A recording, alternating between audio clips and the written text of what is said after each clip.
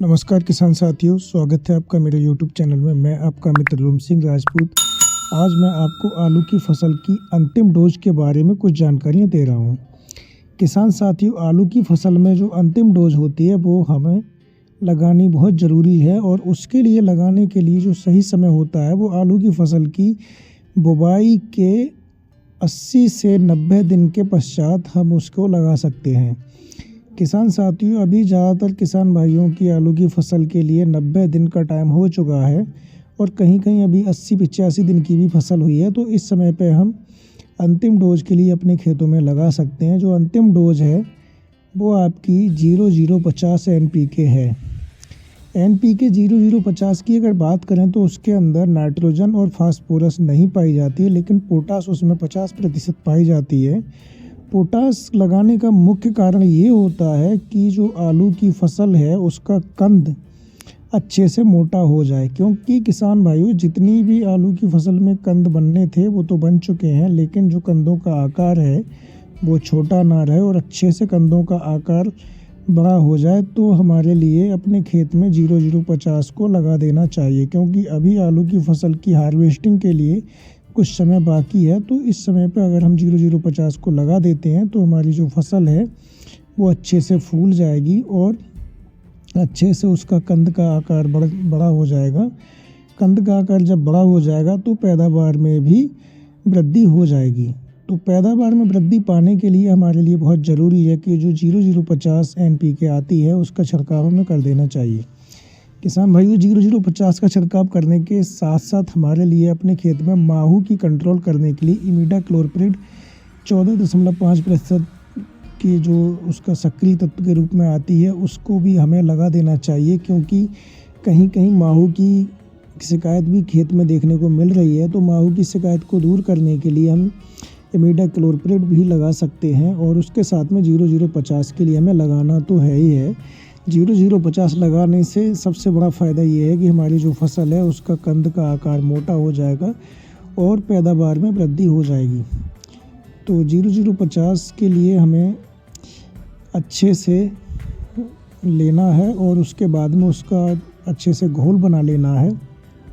1 kilogram 0050 प्रति एकड़ खेत के लिए पर्याप्त रहती है। 1 किलोग्राम 0050 के लिए हमको लगभग 125 लीटर पानी में घोल के उसको और खेत में उसका शाम के समय पे छिड़काव कर देना चाहिए। शाम के समय पे छिड़काव इसलिए भी करना ज़रूरी रहता है, एक तो इस समय पे सर्दी ज़्यादा पड़ रही है, दूसरा शाम के समय पे मौसम कुछ साफ़ हो जाता है। तो उस समय पे अगर हम छिड़काव करते हैं तो उसका असर हमारी फसल में अच्छे से बना रहेगा, जो कि हमारी फसल के लिए काफ़ी लाभप्रद होगा। तो हमारे लिए ये विशेष ध्यान रखना है कि 0050 का छिड़काव हमको समय से करना है, जिससे कि हमारी फसल है वो अच्छे से तैयार हो जाए और पैदावार में हमारी फसल की गिरावट ना हो। तो 0050 के लिए हमें लगा देना है। किसान साथियों, आलू की हार्वेस्टिंग का जो समय है वो हमारा लगभग 15 फरवरी के बाद में स्टार्ट हो जाएगा। अभी आलू की जो फसल है वो अभी खुदाई, तो वैसे जो कच्चा आलू बेचते हैं उसके लिए तो ठीक है, लेकिन जो आलू के लिए स्टोर करते हैं, कोल्ड में डालते हैं, तो उसकी खुदाई का अभी समय नहीं है।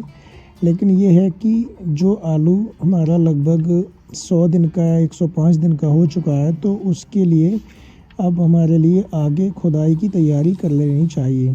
खुदाई की तैयारी के लिए सबसे महत्वपूर्ण बात यह है कि जो हमारी फसल है उसको खुदाई से कम 2 सप्ताह पहले उसकी बेल के लिए काट देना चाहिए। बेल को इसलिए काटते हैं ताकि जो आलू का कंद है उसके ऊपर जो छिलका होता है वो छिलका अच्छे से सख्त हो जाए और आलू जब हम बोरियों में पैक करते हैं उस समय एक दूसरे से रगड़ के और आलू का छिलका छूटे ना, जिससे कि आलू की ख़राब होने की संभावना जो है वो ख़त्म हो जाए।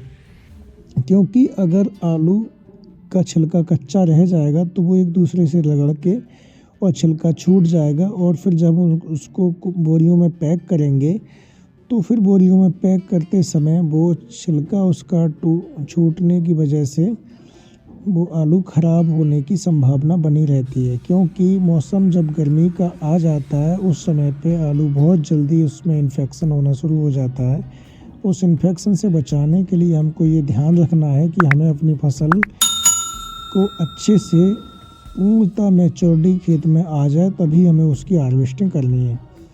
तो किसान साथियों, मैंने आपके लिए आलू की फसल से संबंधित कुछ जानकारियाँ थीं जिनके बारे में बताया। आशा करता हूँ आपके लिए ये जानकारियाँ अच्छी लगी होंगी और वीडियो आपको पसंद आई होगी। किसान भाइयों, मैं आपके लिए समय समय पर खेती बाड़ी से जुड़ी वीडियो बनाकर और जानकारी देता रहता हूँ, और आप इसी तरह से मेरे चैनल पर जुड़े रहिए और लगातार मेरी हर वीडियो को आप देखते रहिए। मैं आपको अच्छी से अच्छी जानकारी देने का प्रयास करता हूँ, क्योंकि मैं आपके लिए खेती बाड़ी से जुड़ी जानकारियाँ देता हूँ तो आपके लिए वीडियो पसंद आती होगी। किसान भाइयों, जो लोग हमारे चैनल पर पहली बार आए हैं वो चैनल को सब्सक्राइब करके बेल आइकन को ज़रूर दबाएं और घंटी के निशान पर दबाने के